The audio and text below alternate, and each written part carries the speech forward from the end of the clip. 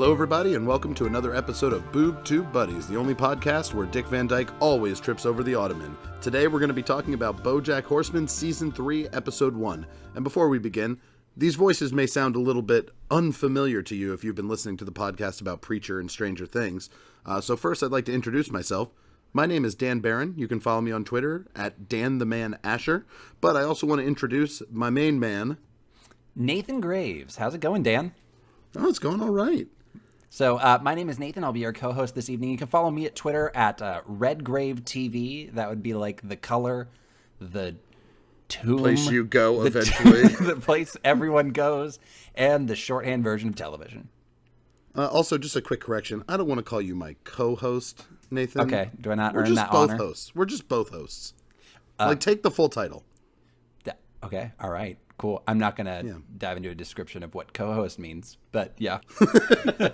So, again, today we're going to be talking about Bojack Horseman. For those of you who haven't actually watched the series, we'll get into that in a moment. But I figured before we even talk about Bojack, maybe just get a little bit, more information about the two people you're listening to right now. Because if we're going to take 30 minutes of your time, you should know who we are. So, Nathan, is it all right if I interview you real fast? I would love that. That would make my night. I feel like you're being sarcastic, but that's okay. So let's start. We're gonna softball some questions to you here real quick, Nathan. Okay. First question: favorite actor that you've ever seen in a television series? Favorite actor in a television series?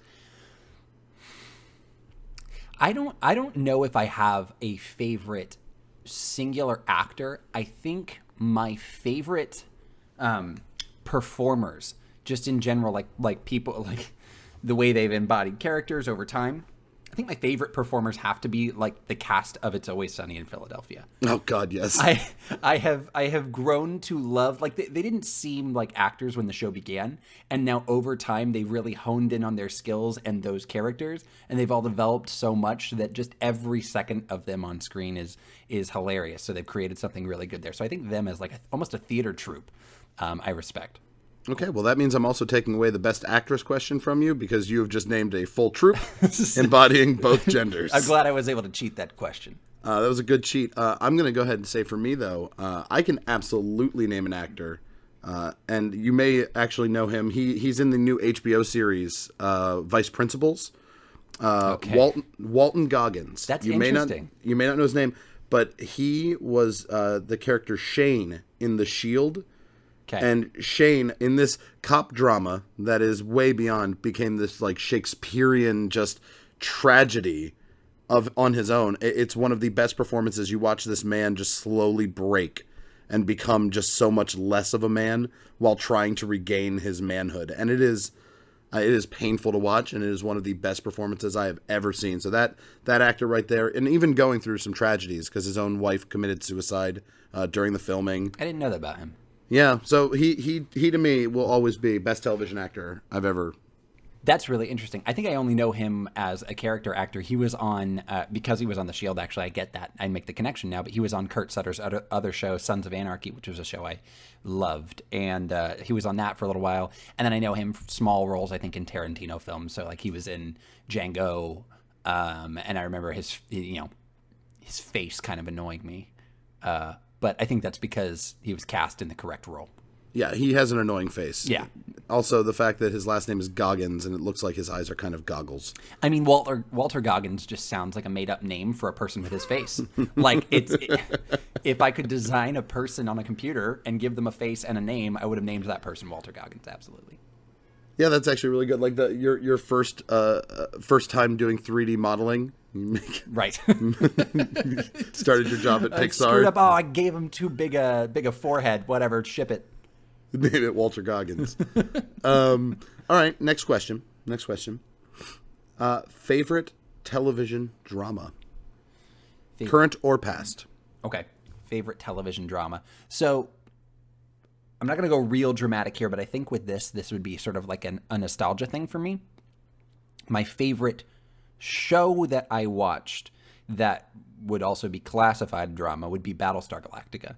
I remember watching that show like intently, and it being one of the first shows that just sucked me in from like season to season to season, telling a serialized story, and ultimately completely satisfying me from beginning to end. And so I guess you would classify that drama. It's sci-fi, but it's not comedy, right? Like that, does that count? Yeah, no, that counts. I mean, it's got its own comedy, but ultimately I'd say it was a pretty heavy-handed show. Yeah. Yeah. That would be mine. And it was sort of this dark sci-fi, and I was very into, at the time, like gritty, dark, realistic sci-fi. And the budget on that show was not great, but I kind of liked that. Like most of the drama took place in-house. It almost felt like The West Wing, but in space.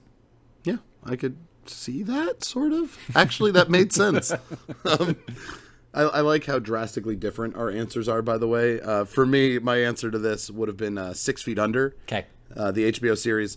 Because nothing will make me cry more than diving into Life with the Fishers. But I like, I'm glad that we're paired together here because I feel like our tastes are in very different places. I'm sorry, wait, hold on. Let me give the correct, TV fan answer. The Wire? The Wire's definitely... I thought about saying The Wire because I do love The Wire so much. And Everyone loves The Wire. Omar is he's up there with Shane, but Shane wins. Walton Goggins beats Omar Little. Wow. Yeah. That's amazing. And we just lost fans for me saying that. We just lost 6 fans. If I could whistle The Farmer in the Dale right now, I would, but I can't whistle. Well, I can whistle, but I feel like it's going to make this sound like crap on here.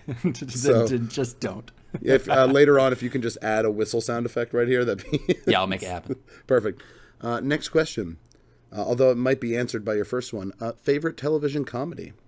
No, not answered by my first one, actually. I think my favorite comedy show is different. I love It's Always Sunny in Philadelphia, and it's certainly up there as one of my favorites.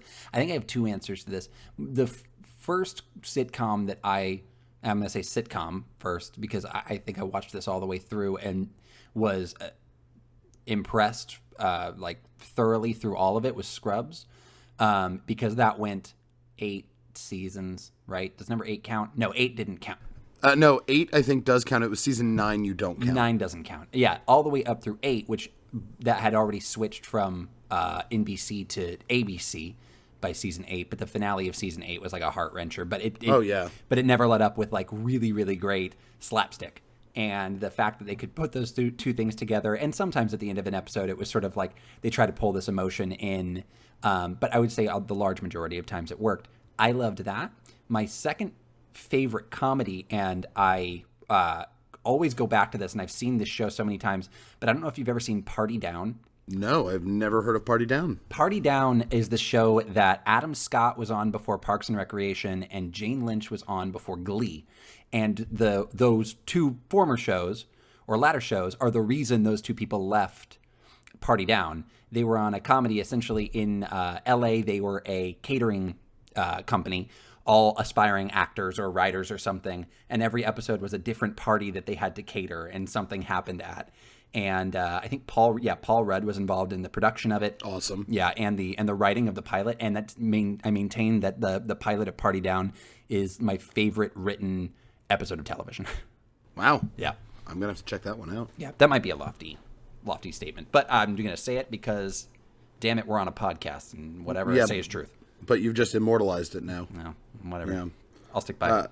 I'm gonna go with the I feel like popular obvious answer. Well, actually no, because I'm gonna go with Curb Your Enthusiasm. Yeah, great. That is a celebration of improvisation, and that show. There are some episodes that are just more uncomfortable and don't necessarily crack me up, but then there are episodes that absolutely. I mean, I can the entire producers season. I could rewatch on a whim. The Michael J. Fox episode, I could literally stream an entire day and not get bored. That show is great. But I realized, as I said, the obvious answer. No, the obvious answer would be Larry David's Seinfeld. Right. Which, also great. And also, just going to take a moment to ask you, did you read that spec script? I have not read that spec script yet, but I'm excited to talk about it. Maybe we'll do a whole episode on an episode of television that doesn't exist. Yeah, we will post that link in the podcast description so that you guys can read before we discuss it. But there is currently circling the internet a Seinfeld spec script that takes place after 9/11, and I've read the whole thing, and it is just as offensive as you would think it would be, but it genuinely feels like a Seinfeld episode. So while I am on one hand offended, I am on the other hand thoroughly impressed and I don't know which one outweighs the other. Yeah. So, anyway, moving on. Next question. This is one that you weren't able to prepare for. So, I have no prepped answer for this, so I'm a little terrified as to what I'm going to have to say. I'll probably just bounce it back to you. Yeah, that's fine. The first one, this is going to be easy. There's just one more after this. You only got 2 more questions, buddy. Great. You can do this. I'm so excited. If you could live in a television universe, which television universe would it be, and why? I think, interestingly, I think BoJack Horseman has informed this for me. I feel like I would live in a multicam sitcom because my physical world makes no sense. And so that's kind of interesting. And I've always wanted to, like, I've more than anything in my life as a child, when I was watching like Nick at Night and like old multicam sitcoms, I've wanted to explore what that house actually looks like and how 2 staircases lead to the same hallway upstairs. And 2, there's this sort of... You're talking about Full House specifically, Specifically for the staircase in the front, the staircase in the kitchen, both go to the exact same hall, and there are only 3 bedrooms upstairs. And then somewhere there are stairs to an attic. And I want to know where those are. Wasn't it like a crawl space door thing that you pulled down? Anyway. I mean, there's a whole apartment in that attic. That would suck if you had to crawl up a ladder to get there. Especially while she was pregnant. I know, Becky would have had a terrible time. And I think the other thing about living in a sitcom universe is that, any conflict that you come into is just wrapped up in 22 minutes. And I would like to just be able to resolve all conflict. And not only that, to get to some greater meaning of family, and life at the end of every 22 minutes. That's where I think it'd be. But then it resets itself. So, yeah, you got to the end of that's great. You found your resolution. Congratulations. Sure. You go to bed. The next morning you wake up having learned nothing, going back to the way you were at the beginning of that other day. I think you've learned something. I think you just wake up and you make all new mistakes. And somehow over the course of 10 years, you make 420 mistakes. How many times have you watched a sitcom where a character makes a mistake, and then in another episode makes a mistake that the resolution to was the same as the other mistake, where it's like, hey, go to your father and tell him that you're having these troubles, or maybe be honest with your friends. Like, you're never going to learn a lesson in a sitcom. Maybe there's something peaceful in that, though, as well, right? Like, maybe is there? Like that you can continue to make mistakes and really there is no long-term consequence. You never grow as a person. You're literally asking for an actual Arrested Development. Like, you actually, not the show. I actually didn't. I know. And now that you say that, we just glossed over Arrested Development and all of our answers. I know, right? That was a mistake. All right. So where does this question go from there? Well, this is now a separate question. Oh, okay. Follow-up question. You didn't tell me there were going to be 2 surprise questions. You're welcome. Great. Next question. Who is hotter, Tia or Tamera? There is a definitive answer to this question. It's Tia. Tia is hotter. Just from they could, and I'm not going to say that one is fatter. They could weigh the same. Tia would still be hotter. Her facial, just a slender facial construction. She just has that look. She has that it factor. Just always. She always has. You find it funny to objectify women, Nathan? I didn't say I was objectifying her. I think there were 2 staircases in their house, too, now that I think about it. We'll be right back.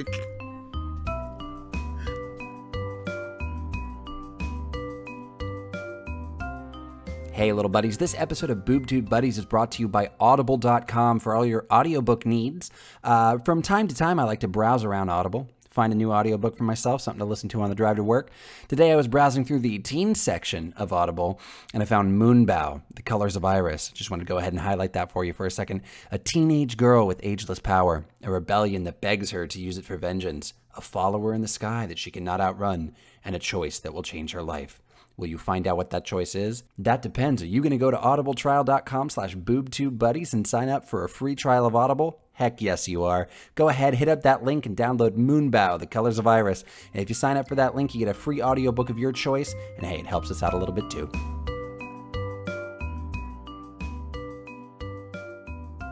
Nathan, I'm really glad that you're here to talk about Bojack Horseman because how many days ago was it that I got you to start? I think I've been watching Bojack Horseman for a week, maybe a week, probably more like 5 days.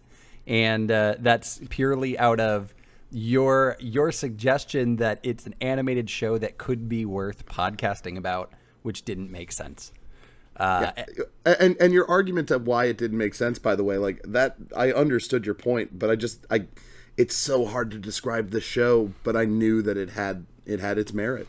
Well, when you take you take another animated show that, say, like, I would consider relatively like enjoyable to watch on more than just a surface level, like something like Futurama was a show that I was really, really into, and I was like, oh, that hits emotional points very well, but altogether it's really still just a comedy show, right? And if we were to try to do an episode of that or something, I feel like we'd just be analyzing like what's funny about this, and taking it joke by joke. Very little character development. I'm not going to look at how one character is different by the end of a season than they were at the beginning, because for the most part, if you're a studio and you want to produce 20 seasons of a show like you do with The Simpsons, you can't have your characters changing drastically from season to season to season. It's just infeasible. Whereas that's not the approach that was taken with Bojack Horseman. Bojack Horseman is 3 seasons in. There's 12 episodes per season, and they're 20 minutes long.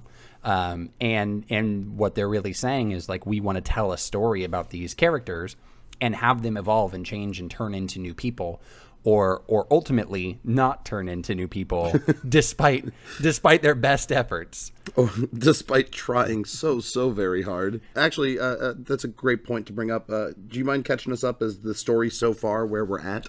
Yeah, absolutely. So essentially, season 3 thus far has been about Bojack's search to, or rather his quest to win an Academy Award. By the end of last season, he had finished, quote unquote, filming his new movie, Secretariat. What do you mean, quote unquote, Nathan? Do you want to maybe expand on that? Yeah, but Bojack was not actually in the film because he had escaped to New Mexico for one of the saddest episodes of television I've ever seen. And while he was gone, right? Just so sad. Anyway, sorry. While he was gone, they digitally replaced him in the entire film. They just redid the film. Even the scenes he had already shot, they just replaced him anyways, because digital Bojack was better than real Bojack. Which is not actually that foreign a concept to me. I feel like that could be done with a few actors today. This episode really gets us right out of the gate onto the Oscar race. I mean, that is, if you would agree, Nathan, into the press junket. Yep. Really showing Bojack struggling to care. Yeah. I would say struggling to care, or maybe just feels already overwhelmed. Sure. No, I get the same sort of thing. He doesn't quite know, I think, what he wants. He's being told that he's pursuing an Oscar. And he's being told that that's what he wants, and this is referenced in the end, and we'll talk about this in a little bit, but this is very much that first characteristic thing of him where he's like, I think this is what I'm supposed to do, I think this is what I'm supposed to kind of go for, and he's being pushed on by Anna, his publicist, and you see him in the very start of this episode going through this press junket, and he's so bad at it. He's fed up, he's sarcastic, he's and actually one of my favorite parts is that he's even I thought this before Anna said the line, he's defending his 90s television show. Absolutely. Which is a big faux pas. Was kind of the first time in this in this show that he's been told directly that horsing around sucked. Yeah. Horsing around sucked. And I think she said it was a piece of shit. It's something shitty, I don't know.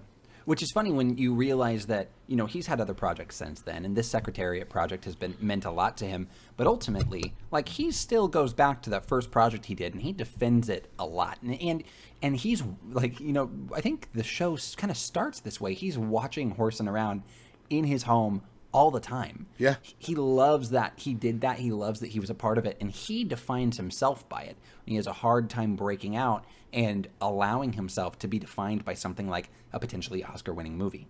Well, yeah, and it was his first big break.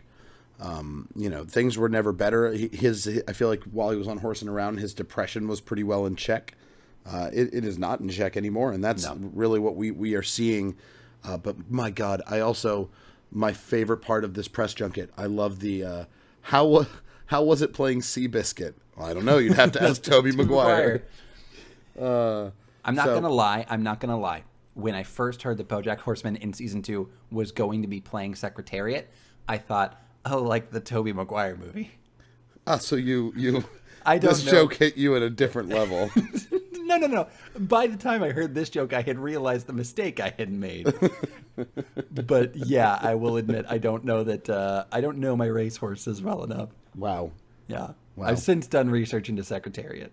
Well, that's great. Now you know one horse. He's dead. That's what I know about him. Oh. That horse has died. What a very dark one thing you know about a famous horse. I think that war horse from the movie War Horse is dead too. Did you want to talk about that? No, that's real sad actually, because that horse is alive recently. So it's kind of like talking about. Never mind. We're not going to go there. So moving on from the press junket onto the opening theme, which only reason I bring this up, not to just like move in linear order. Yeah. I love that every season the opening theme changes just slightly. Just one scene even. One scene changes, and it tells you the tone of what the entire season's going to be. Yep. And right in the drop, we're seeing Bojack in front of a premiere of Secretariat with all the flashing lights. And so you can kind of take that one of two ways. Either this season is, this... Because he's always so detached in the theme anyway. Like, he always looks very, like, detached from the world. Yeah. But you can take that as this is the race, the big moment, or this is all too much for Bojack. And they do such a great job kind of making it look like too much for Bojack. They do. And the progression from the opening sequences that in season 1 he's in the grocery store, in season 2 he's on set, and season 3 now he's in front of this premiere, but yet the facial expression never changes. He's always very staid, always very kind of bored by it all and detached from it all, and no matter how grand the scenery around him gets and his circumstances get, he's still detached and he still hasn't figured out like what he truly desires. Yeah. So as for the rest of the episode, the majority of the episode was very much Bojack Horseman back to the humor. Majority of what we were seeing was getting back into the jokes of Bojack Horseman. Yeah. But I just want to kind of talk about some of your favorites as well before we get to the actual meat of the episode. Yeah, what my favorite jokes from the episode? Like the parts that actually made you chuckle. Well, my favorite sequence, I think, in the entire, this is one of my favorite sequences in the show so far, is they're on the phone and it turns into this 3-way phone call between Princess Carolyn and Bojack's in New York and Mr. Peanut Butter. And J.D. Salinger. And J.D. Salinger. And there are 2 great jokes in that sequence, and I think these speak to sort of twisting the way that television has previously told stories. One would be that Todd has made his way to New York somehow. And there's this trope in television where like you open your suitcase, and I would say in cartoons primarily, but they open the suitcase and, oh my gosh, there's a person in the suitcase. I can't believe you're here. But it's never questioned like how they could have possibly boarded a plane and been in the suitcase and not gotten caught by security and made it all the way to another state. And in this, they show the sort of chaos that happens in the security line that leads to a security agent freaking out over shampoo, but completely missing the fact that there's a man asleep in a suitcase. And then the suitcase after the man was guns and knives. Right. And then the second Todd gets let out, they're like, Todd, what are you doing in New York? And his answer is, I don't know. I just am places. And the other great joke in that whole sequence is, and this has to do with the characters and the way that they've come along. Is this Diane's Joseph Stalin pun? No, it's that is great. This is Diane. Diane and Mr. Peanut Butter's relationship is pretty strained at this point in the show. They've tried to make their relationship work, and they're continually trying to make their relationship work. This is implying that at some point between season 2 and season 3, they've been to therapy. Mm-hmm. Because when Mr. Peanut Butter says, Diane, I didn't know you were in New York, which she's not. She's like in the same city he is. But they're on this conference call, so there's the mix-up. So he says, it makes me feel unsafe that you are in New York and you didn't tell me, And she says, I affirm your feelings. And he says, I heard that you affirm my feelings. And she says, I am hearing that you feel heard. And they just have this very like back and forth, like we are doing the right thing through therapy. We know how to fix our relationship. And it's played off really funny. Well, and the beauty of that is actually with that scene, because I know a little bit about this, not because I've been through it myself, but I fall into internet Wikipedia holes every now and then. The affirmation you're just a knowledge fountain on this. It's not good knowledge, Nathan. It's always useless. But that affirmation technique and all of that is actually a very standard therapy in couples therapy. Of course. And of course, in the show, they're making they're dramatizing it a little bit. But if you really look at the words, they're not saying anything that you wouldn't expect someone who's really taking this seriously to say. Right. And I think like it's funny that they know they're doing all the right things, but that they've gotten into this on the phone with like 6 other people on the conference call. They're having this conversation that look back and forth on the phone. That's just the confusion. I think even Bojack in the middle of it says, "What is going on?" Right. I genuinely thought when you said there were two favorite moments in that, I genuinely thought you were going to reference Todd in the Big Apple. That is going to lead to some hijinks. Mark my words on that. No, literally, mark my words. I want to refer back to this later on. Right. Yeah. Yeah. So that whole conference call. Actually, I feel like that was a very long scene, and that ends with, of course, my favorite side character in BoJack Horseman. I always forget his name, and I feel bad that I didn't write it down. But the Penguin, played by Patton Oswalt. Oh yeah. It leads to him telling a really excited story about being the head of MBN's production now, right as J.D. Salinger pulls the rug out from underneath him and says he's canceling his hit television show. The other funny nod in there is that, J.D. Salinger has this hit television show, Hollywood stars and celebrities. What do they know? Do they know things? Let's find out is the name of the entire name of the show. And then supposedly after that, the network has been airing Talking Hollywood Stars and Celebrities. What do they know? Do they know things? Let's find out with Chris Hardwick. That's phenomenal. Yeah, it's just become a standard thing. Is if there's a successful television show, we have to have an after show. And Dan, that is literally the reason that you and I exist in this podcast. Yeah, except we chose BoJack Horseman, which I don't know that there's an after show for that yet. So yeah, I mean, I guess we're the progenitors, so that's great. Right. But we're no After the Throne or Talking Dead. And you mentioned this moment where Todd in New York, the hijinks that he gets into is that he gets told to go get ice, and he says, they're like, don't get lost, and he says, how could I possibly get lost? It's a grid system, I can't get lost in. And then he gets lost in the hotel hallways trying to get ice, which turns into this very kind of like film noir monologue he has about how New York has changed him, and he's staring at a window smoking a cigarette. And there's a bird there that says, can you shut up? I'm trying to commit suicide. And she jumps off. And she says, oh, crap, I forgot I can fly, and flies away. I do love that Todd's hijinks were just... But you know what? Who hasn't had that moment where you step out into a hotel hallway and you go, wait, which way do I go? Right. I get Todd. Well, let's talk really quickly about the meat of the episode, because when we talk about BoJack wanting to pursue the Oscar, BoJack wanting to pursue his quote unquote dream. Sure. The real conflict here arises when he's got an interview with a reporter, and he basically kind of shoos off his publicist Anna. She leaves him alone because clearly he doesn't need her, right? And it's sort of this frustrated moment, and while Bojack had someone there to hold his hand and tell him what to do, he shunned that person, pushed them away, and then as a result made a very big mistake, which is that he slept with the reporter, and then in that moment let something slip he probably shouldn't have. I mean, let something slip is definitely putting it lightly. Right. He opens himself up. Yeah. And he tells her essentially that he wasn't in the film, and at this moment, Bojack's still harboring that guilt of, I wasn't actually in the film. I was animated, the entire time. It wasn't actually me. Yeah. And, so that's been hard on him. But then he's also got the, escape from LA guilt, going on. And he tells that story as well, which beyond the fact that he could have ruined his Oscar chances by admitting, he was never in the movie. Right. He also could have, potentially ruined his entire career by talking about, this story. Well, granted, nonsense, but just showing how broken a horseman he is. Right. Yes. And in that moment, actually, is another great joke the show doesn't do very often, but it nods to the fact that there are animals all around and that this is so unnatural. It's insane for animals to be doing what they're doing. So as Bojack goes to sleep with this manatee reporter, he says, a horse and a manatee, just what nature intended.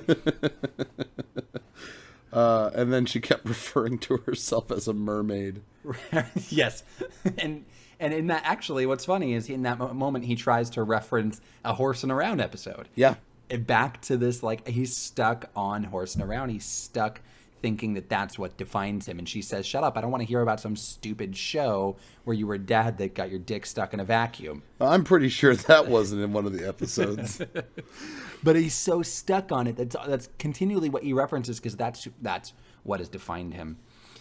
So that's huge. And then Anna winds up, quote unquote, taking care of it. And they never dive into that. They never dive into that. I mean, granted, obviously, we probably shouldn't say that because, they could be covered throughout the rest of the season. Well, that's but true. In this episode, yeah. They never cover that. It has very much like a mafia hit kind of tone to it, though, which is where my mind went to immediately. Yeah. It seems that way. And so I wonder what we'll see from that. But I like that they leave it at sort of a mystery in this episode. There's just no diving into that. It's just she took care of it. And then she begins to tell him, because he feels bad about that. And she begins to tell him, that doesn't matter. What you did doesn't matter. What matters is the story, And Bojack, no one can tell you your story. And he says, what is my story? And she says, I'll tell you. That's one of the best jokes in this episode. It's fantastic. It's so small, so good. And then she tells him, your story is that you want to win an Oscar. Right? And he goes, okay, I guess you're right. I guess that is my story. He needs someone else to feed him his passion and his knowledge and what he needs to do because he can't make that decision for himself. He's too far gone. Yeah. And that's that sort of click moment for him. And it's when he really turns it on and starts to answer the questions well in the end of the episode. And that's where we get to that like advanced screening. And I mean, he knocks it out of the park at the advanced screening. He's riffing with the audience. He's having a good time. Right. And the more important moment, he insults Horsing Around. He calls it a dumb TV show. He calls himself a dumb TV actor. This is the first moment where, there have been little things where Bojack maybe acknowledges that maybe it wasn't as big a deal, but then it will, come right around and say something, acknowledging his own greatness again. Yep. This is actually a big moment for him. It's him finally actually taking the advice and moving past. Yeah. And I wonder if that's going to stick, Yeah, we'll have to, that remains to be seen, but it seems like if we're going to talk about character change, I think that's a turning point. I think that's that moment. The other thing that it seems like they're beginning to dive a little bit of a story into is his relationship with this spider, Jill Pill. Yes, you mean the Jill Pill who put on the play Greg King. What is it, Greg King Lear? The tragedy of Greg King Lear, which is played by Greg Kinnear. And he actually did play his own voice, and that's Greg Kinnear. He played his own marionette, playing Greg King Lear. But Jill Pill is the sort of artsy, before you give me my sandwich, have the chef whisper his dreams into it. It was an omelet. I don't know why that's important, but it's because a dream-filled sandwich would be disgusting, Dan. You're Everyone right. knows dreams don't go with sandwiches; they go very well in omelets. It's a breakfast food. It's a breakfast food. It is. What's interesting, Jill Pill is played actually by Mara Wilson. Really? Do you know who that is? No, I have no idea. Okay, thank you for affirming that. I was trying to get you to... You were trying to get me to explain who it was without outing the fact that you don't know who Mara Wilson is. I don't even know that I'm pronouncing her name correctly. And I think this person is the epitome of somebody that no one knows their name. They just know, oh, I remember her, but she's gone. This is the girl that had 3, I think, roles that in her life. She played Matilda. She's the girl who played Matilda. She was also in Mrs. Doubtfire and in Miracle on 34th Street. Remember that girl? You know what? I feel like a fool because we previously discussed this too, and I completely forgot her. Are you kidding me? Again. Yes, that's her. That's Mara Wilson. I keep wanting to say Mara Jade. But that's, That's Star Wars. That's and no longer unrelated. canon. That's our other podcast. Sorry, yeah, we need to get that started. The uncanon Star Wars discussion. So Mara Wilson is now a comedy writer as well as, get this, podcaster. Wow. I know. You think we can get her on the show? Yeah. Let's have her talk about Jill Pill. Why not? Call her out right now. Just make a quick request. Go ahead, Nathan. You're more charming. All right, I will. I'll get Mara Wilson's number. We'll see if we can get Jill Pill on the show. But that character and the relationship she has with Bojack, clearly they have some relationship in the past that they don't dive too far into. But it seems to have to do with, things he's done between Horsing Around and where he's at now. And so that seems to be a setup for what's coming. Yeah, and I'm actually excited because they don't often talk about that in-between time with Bojack. It goes from Horsing Around to Deadbeat very quickly in the show. Now, there's two other very important points that you missed, Nathan, in the episode that involve the meat. Now, for full disclosure, everybody, we both have seen the entire season at this point. Darn, I thought we were keeping that secret. I'm not going to keep that a secret. It was going to be a magic trick when I predict everything that happens next episode. I was going to pull that magic trick. Well, I just saved everybody 10 minutes because that segment was going to be boring. So number one, you skipped over what is possibly, in my opinion, the greatest joke in Bojack Horseman history. Okay. Which is PB Living coming back into business. I know, yeah. And him taking his accountant back forcibly. Yep. Jake. But the best part is as Jake is being pulled away from his son, it's the, you promised we were going to play catch and then we'd listen to your favorite Harry Chapin song together. And, of course, the Harry Chapin song in reference is Cats in the Cradle. Right. As the father is being pulled away from his son to go work. And the son says, I'm going to go listen to it. No, don't listen to it. The lyrics are too relevant. That is one of the best jokes I've ever told. But beyond that, and I'm not going to explain why this is important, but it's important for us to highlight it. PB Livin' is back up. That's Mr. Peanut Butter's business with Todd. Yep. Well, because he's back, he needs ideas. So he is buying every spaghetti strainer in Los Angeles to make, at this point, it's a spaghetti strainer that's also a Hat, the TV show. That's a brilliant, very Todd idea. And yet Todd was nowhere near. It's very easy to come up with Todd ideas. It's very, very easy. Yeah. But I just think it's important to highlight that at this point in time, Mr. Peanut Butter is buying every spaghetti strainer in Los Angeles. Okay. Why? Who knows? We'll discuss later. Well, thanks for noting that. At least we got that down on the books.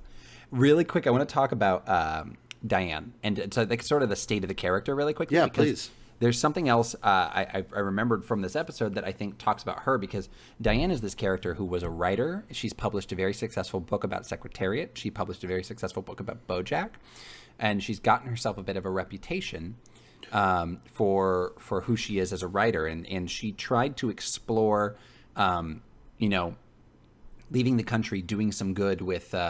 I can't remember the name of the character, but Keegan-Michael Key played a character in season 2 that she went out of the country to go, serve the poor. And it wasn't what she expected, and that's kind of what got her and Mr. Peanut Butter into the state they're in now.